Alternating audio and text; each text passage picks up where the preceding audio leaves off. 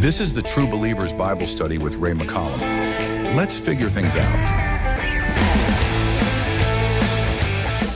Welcome back to the True Believers Bible Study. This is part 4 of our Understanding the Will of God series, picking it up where we left off last time. We have said that the will of God is very complex. It's not a simple thing because there are 7 different ways God expresses his will. He doesn't have 7 wills, but he expresses his will in 7 different ways, 7 expressions. The first and most important one to understand is the fact that God is sovereign and that when he speaks by decree, whatever he says surely will come to pass. That's why it is sovereign. It's not conditional upon anything. Men do, devils do, angels do, doesn't matter. If it's God's will expressed as a decree, then it is unchangeable. Let there be light, Genesis 1:3. God established the seasons, summer, winter, heat and cold, seed time and harvest, Genesis 8:22. In the flood, God decreed the flood. Nothing could change it. And in that sense, and this is very, very important, in that sense, because God is sovereign, then there is nothing that can take place outside of his sovereignty. And that's going to raise questions. But if you don't have that fundamental understanding, you are sure to end up in confusion. God, there is a sense in whatever happens, good or bad, right or wrong, it doesn't matter. It falls under the sovereignty of God. The Westminster Confession of Faith, several hundred years ago, defined the sovereignty of God in this way: God, from all eternity, did, by the most wise and holy counsel of his own will, freely and unchangeably ordain whatever comes to pass. Now that is a mouthful.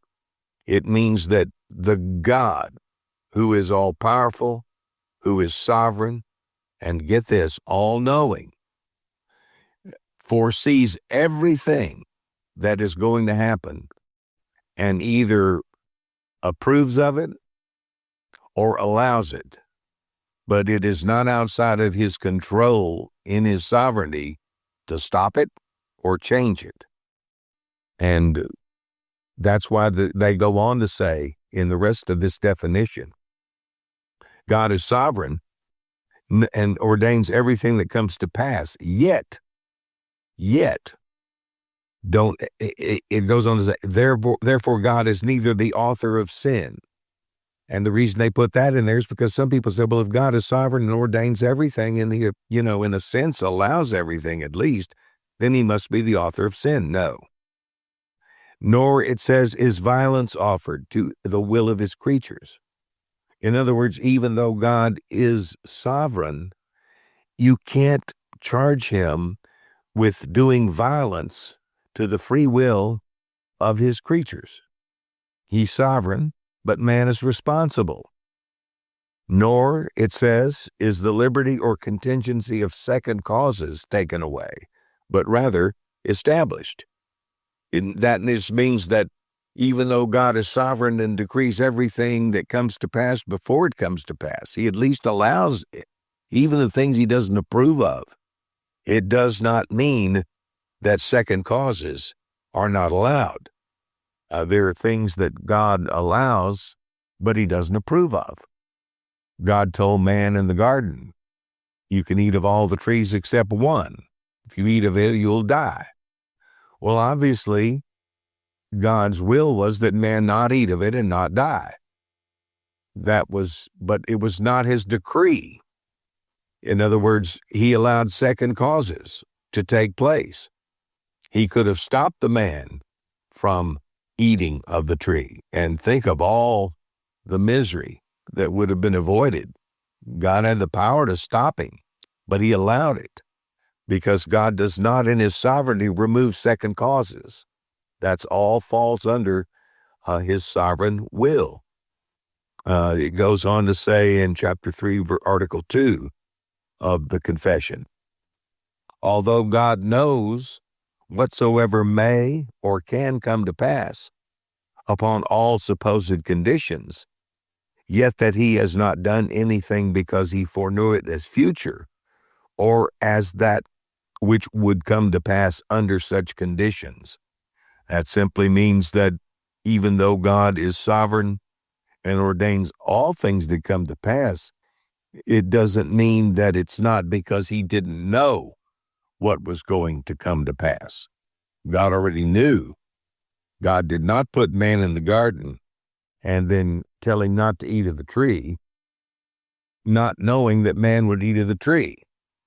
That's so important to understand, friends, because many people, many good Christian people, have the idea that God may say a thing, but it's up to us. In other words, in the sense that he allows men to contradict his sovereign will. He does not. He allows men to violate his preceptive will. Obviously, he let Adam sin, but that was a passive expression of his will. But it all falls under that sovereignty of God, the all-knowing God. Let me close with this thought. If God is omniscient and all-knowing, then he knows everything that's going to happen before it happens. He knows everything that happens, that will happen.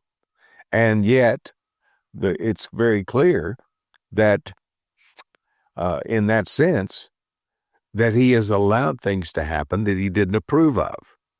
And that's where we come to grips with the dimensions of the will of God. Because if you don't understand that, then you'll have a God who just put man in the garden and gave him the warning and then just sat back and watched to see what man would do. He didn't know what man would do. He was just hoping that man would do what was right, and he didn't, and God was disappointed. Well, friends, that is not the God of the Bible. So let's get our Bible-believing glasses on. We'll all be much the better for it. Till next time, we pray God's richest blessings be upon you and yours. True Believers Bible Study is made possible by people just like you. To make a donation, please visit truebelieversbiblestudy.com.